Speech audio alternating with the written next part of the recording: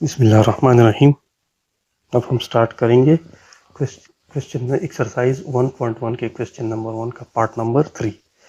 ये हमने सॉल्व करनी है बाय फैक्टराइजेशन। क्वेश्चन क्या है, x square plus 3x minus 10 is equal to 0। इसको हमने सॉल्व करना है, मतलब x की वैल्यू फाइंड करनी है, इसकी सोल्यूशन निकालनी है थ्रू फैक्टराइजेशन।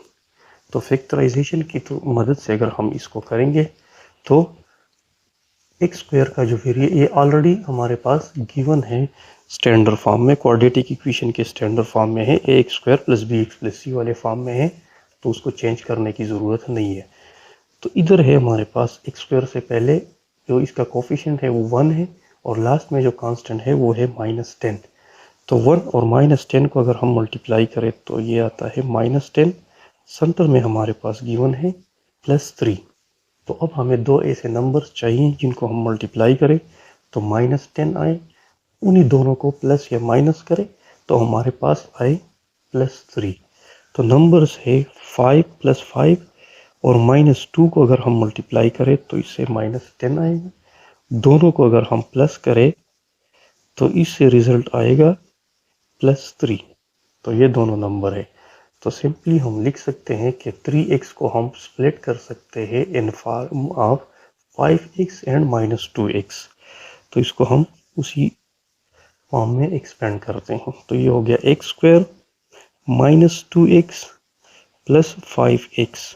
इन दोनों को आगे पीछे कर सकते हैं, 5x को पहले लिखे या -2x को, कोई मसला नहीं है, सेम ही रिजल्ट आएगा। ये -10 अपनी जगह इज इक्वल टू 0। अब फर्स्ट वाले दो से अलग कॉमन लेंगे, लास्ट वाले दो से अलग कॉमन लेंगे। इनमें कॉमन क्या है, x है। एक्स स्क्वायर को अगर x पे डिवाइड करें तो ये x बच जाएगा, माइनस साइन अपनी जगह, 2x को x पे डिवाइड करें तो ये सिर्फ 2 बच जाएगा। इधर कॉमन हम क्या ले सकते हैं, +5, क्योंकि 5 पे ये भी डिवाइड होता है इजीली और ये भी डिवाइड होता है। तो 5x को 5 पे डिवाइड करें तो ये x बच जाएगा, माइनस साइन अपनी जगह, 10 को अगर हम 5 पे डिवाइड करें तो 2 रिजल्ट आएगा। अब x - 2 इधर भी है और इधर भी है, तो x - 2 को हम अगेन कॉमन ले सकते हैं। x - 2 हो गया अगेन कॉमन, बाकी बच गया x + 5 इज इक्वल टू 0। अब दो टर्म है, दोनों मल्टीप्लाई हुए, एक टर्म ये x - 2 और एक टर्म x + 5, ये दोनों मल्टीप्लाई होकर रिजल्ट आया है इससे 0। तो ये या तो x - 2 इक्वल होगा 0 का और यह होगा x + 5 0 के इक्वल। इन दोनों को हम चेक करते हैं। तो इधर अगर हमने x की वैल्यू फाइंड करनी है तो ये -2 को इक्वेशन के उस साइड पे शिफ्ट करना होगा। इसको हम शिफ्ट करें तो ये -2 है, उस साइड पे शिफ्ट होके ये बच जाएगा +2। एक रिजल्ट हमारे पास क्या, एक सोल्यूशन x का ये आ गया। दूसरा क्या, इस 5 को अगर इक्वेशन के उस साइड पे हम शिफ्ट करें तो ये बच जाएगा, बन जाएगा -5। तो हमारे पास सोल्यूशन सेट इसका बन गया 2 और -5। मतलब ये है कि इस गिवन इक्वेशन में अगर x की जगह हम 2 पुट करें तो भी बोथ साइड से सेम रिजल्ट आएगा, या -5 पुट करें तो भी बोथ साइड से सेम रिजल्ट आएगा। इसी को कहते हैं इसका सोल्यूशन। ये हो गया इसका सोल्यूशन। अब है हमारे पास पार्ट नंबर 4। पार्ट नंबर 4 है हमारे पास 6x² -13x + 5 इक्वल्स टू 0। इसकी हमने फैक्टराइजेशन के थ्रू सोल्यूशन फाइंड करनी है। तो वही सेम तरीका, इधर इसका वेरिएबल क्या है, x² का वेरिएबल है 6 और इधर है 5। तो 6 5 आर 30 और सेंटर में जो नंबर लिखा हुआ है वो है -13। ये अब हमें दो ऐसे नंबर चाहिए जिनको हम मल्टीप्लाई करें तो 30 आए +30, और दोनों को प्लस या माइनस करें तो रिजल्ट हमारे पास आना चाहिए -13। तो नंबर से हमारे पास -10 और -3 को अगर हम मल्टीप्लाई करें तो इससे रिजल्ट आएगा +30, क्योंकि माइनस और माइनस मल्टीप्लाई होके प्लस रिजल्ट देता है। और -10 और -3 को अगर हम प्लस करें तो रिजल्ट आता है -13। तो सिंपली इस 13 को हम इन टर्म्स ऑफ -10 एंड -3 लिख सकते हैं। इसको हम लिखते हैं उसी टर्म में 6x² अपनी जगह, -13 को हम लिखेंगे इन टर्म ऑफ -10 एंड -3। तो -3x and -10x plus 5 is equal to 0। अब स्टार्ट वाले दो अलग कॉमन लेंगे, लास्ट वाले दो से अलग।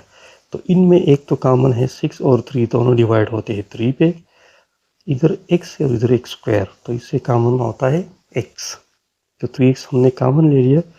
6 को अगर 3 पे डिवाइड करें तो ये 2, x² को x पे डिवाइड करें तो ये x बच जाएगा, माइनस साइन अपनी जगह, 3x एज अ होल बाहर निकला हुआ है तो ये 1 बच जाएगा। इधर फर्स्ट ऑफ ऑल तो कॉमन लेंगे माइनस साइन, बाकी 5 और 10 इनमें से कॉमन 5 ही ले सकते हैं हम। 10 को अगर -10 को अगर -5 पे डिवाइड करें तो इससे रिजल्ट आएगा 2 और x अपनी जगह, प्लस 5 को अगर -5 पे डिवाइड करें तो -1 आता है, इज इक्वल टू 0। अब 2x - 1 इधर भी है, 2x - 1 इधर भी है, तो 2x - 1 को हम अगेन कॉमन ले लेंगे। बाकी क्या बच गया, 3x - 5 इक्वल्स टू 0। ये दो टर्म है, दोनों मल्टीप्लाई होकर रिजल्ट 0 आया है, तो इसको हम लिख सकते हैं कि ये टर्म 0 का इक्वल हो गया। इसी तरह दूसरा सेकंड वाला जो टर्म है ये भी 0 के इक्वल कर लेते हैं x की वैल्यू फाइंड करने के लिए। इधर 2x अपनी जगह, -1 को उस साइड पे शिफ्ट करें तो ये बच जाएगा +1। अब x अपनी जगह, ये 2 इस साइड पे मल्टीप्लिकेशन में है, इक्वेशन से अगर हम उस साइड पे शिफ्ट करें तो ये डिवीजन में हो जाएगा। एक सॉल्यूशन पे निकल आया x का। अब दूसरा सॉल्यूशन क्या हो सकता है, 3x अपनी जगह, -5 को अगर हम इक्वेशन के उस साइड पे शिफ्ट करें तो ये +5 हो जाएगा।